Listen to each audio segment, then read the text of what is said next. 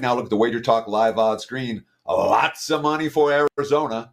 I'm seeing 160s, 170s out there, even a minus 175 for the D-backs. How do you make it?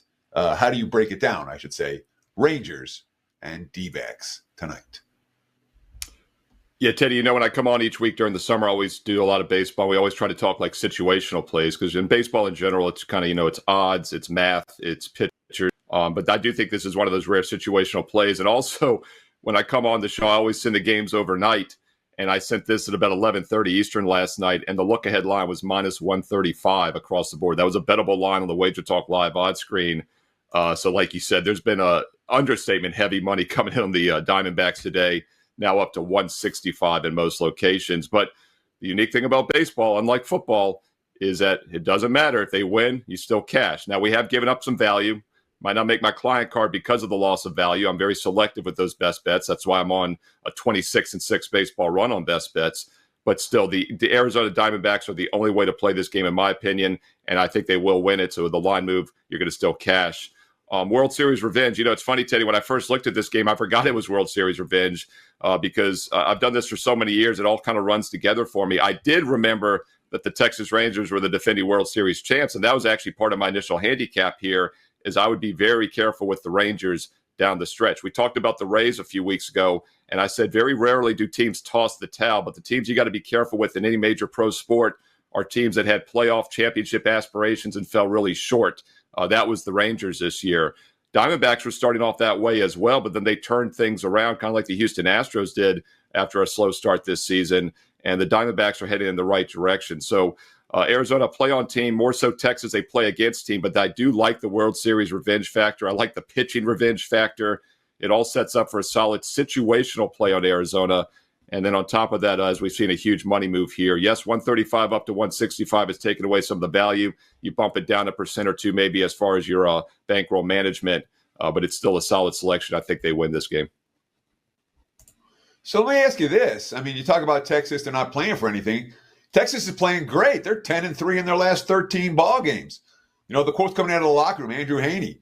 I think our guys are doing the exact same thing they've been doing all year. Just feels a little different because we're winning more games. And inherently, you're going to have guys that are happier and looser. So the Rangers playing some of their best baseball of the season right now. And you talked about how the value is a little bit gone for Arizona. Now the money's poured in, and that was a big move. We're talking about a 30-40 cent move in September. You don't see that every day. Isn't there just as good a case to be made for the dog in this game as there is for the favorite?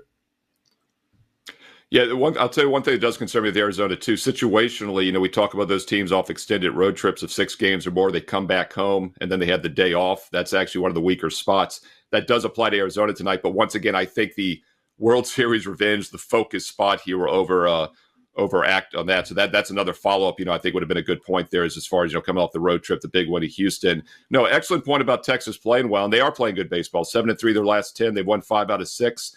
But they also had Monday off. And they're also leaving home for the first time. All those wins were at home over the past 10-plus games. Take to the road now. Unusual ballpark also. They don't play here a lot because it's an interleague game. I think this is a bad spot for Texas for that reason as well. And you're right, the Rangers have not tossed the towel yet. But here over the next week or so, if they start to lose some games, I'd be very cautious with them. Right now, checking the standings, they're, I believe, about 6 out of the wild card. So they're technically not out of it yet. Once they get 7-8 games out of it the next week, which I think they will, that's when I'd be very cautious with Texas. I think they will mail it in for the rest of the season. It's $5 Monday, a Tuesday. What do you got to promote? Yeah, so my $5 best bet for this Tuesday is an MLB steamroller blowout. I know everyone's excited about football, but don't sleep on baseball. I've been saying it for weeks now. We just keep winning. A 2-0 sweep last night, now 23-5, 26-6, longer term 45-19 baseball winning runs, and it continues with a powerful best bet at an 80% discount with my $5 Tuesday night MLB best bet. Also, don't forget to check out daily free plays. I post a free play, had the Yankees plus money run line, -1.5 plus money for free, everybody, last night. So not only did we go 2-0 in the best bets, but I even cashed the free baseball play. Check it out. Great time to get on board for not only myself, but every capper this $5 Tuesday, wagertalk.com.